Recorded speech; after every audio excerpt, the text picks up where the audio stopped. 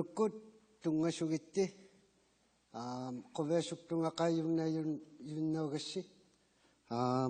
Welcome.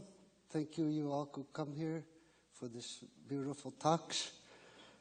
My name is Ruben Anton Komangapik. If I say all my names, I'm going to lose my 7 minutes, so I'm going to stick to that. The first time I ever did carvings was when I was 9 years old. And before that, I used to help my grandpa and my father. And where I come from, a whole day lasts a whole year. So when I come down here, it feels like, oh, the year's over already. So I have done lots of artwork. I think I can fill this whole room with the dust I've made.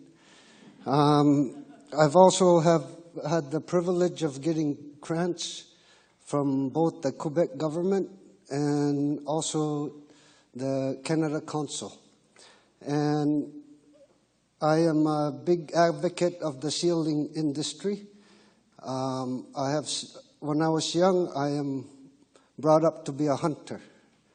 And I saw kings become beggars. And that made a lot of social problems. So I even went on an expedition. I was invited by the Mi'kmaq to go seal hunting. So me too, I have killed seals with a hakapik.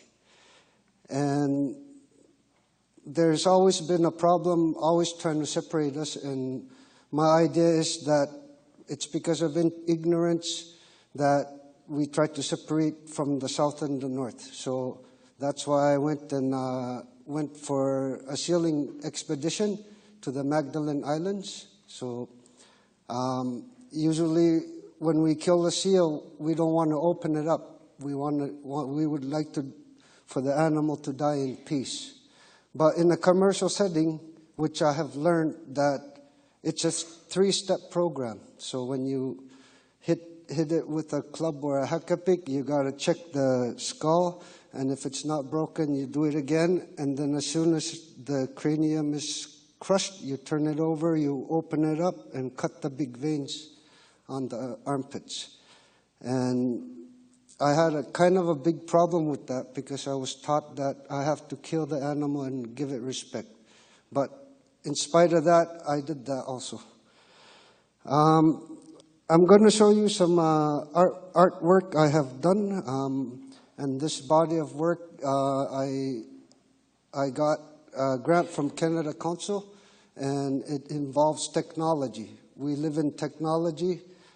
I come from a group of people that is really resilient, as you heard before, and we always find what's today to help us to move to tomorrow. So Canada Council really enjoyed that, and my wife Estelle Marcoux and I, we were sitting down and she did a little course about the QR code, and that started the whole project. So this is a transformation piece, and the materials I chose is not traditional at all, except for the marble. We have marble in Nunavut. But the actual piece is a semi-precious gemstone, and it's called Amazonite. It's part of the family of the feldspar, if anybody knows about rocks. And the gold, actually, even though it's not traditional, it's Nunavut gold. And the sterling silver, yes, we do have silver too, but I did not get that there, so I kind of cheated on that one. But when you scan the QR code of that drum, it brings you to me telling the legend of the piece.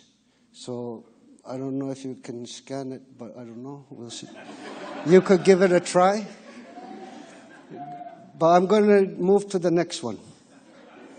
This piece, it's a cane. And this one is my favorite legend of them all because it's from my hometown. I've heard it. And it's about the blind boy being able to see again.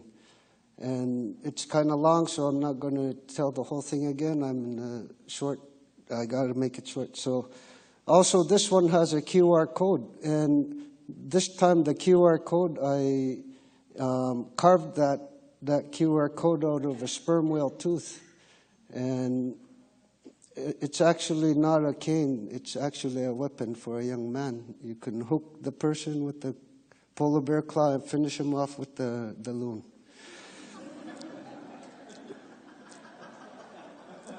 And this one, as I was saying, that I come from a family of seal hunters.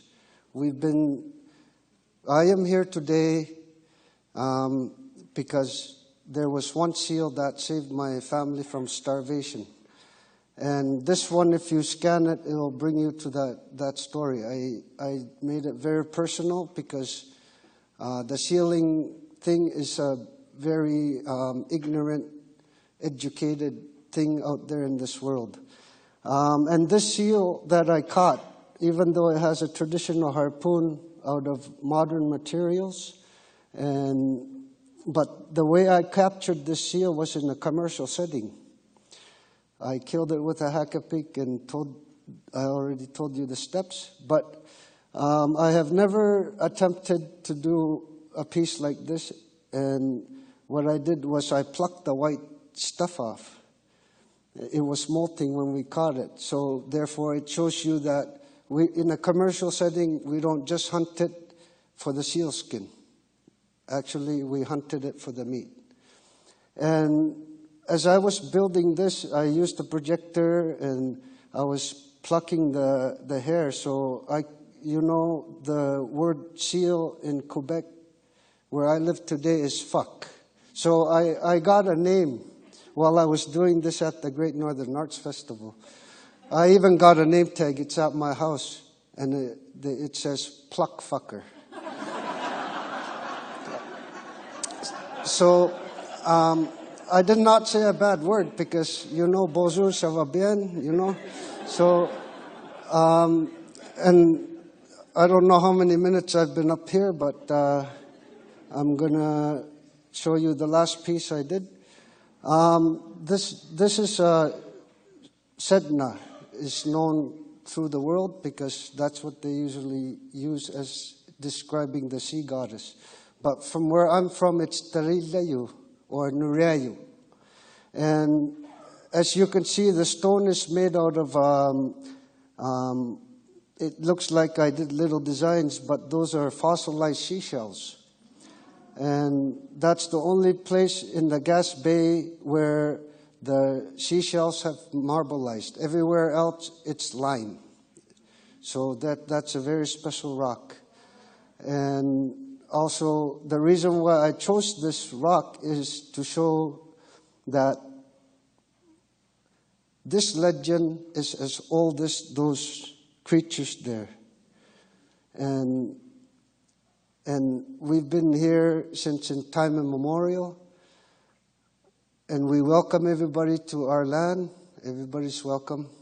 Everybody's the same. We're a group of people that have never been conquered. So therefore, we're all brothers and sisters. So I'm going to end it this way. Kuya nami, 7 minutes kanukia. Namaksakoma. I said, I don't know if it has been 7 minutes. I don't know.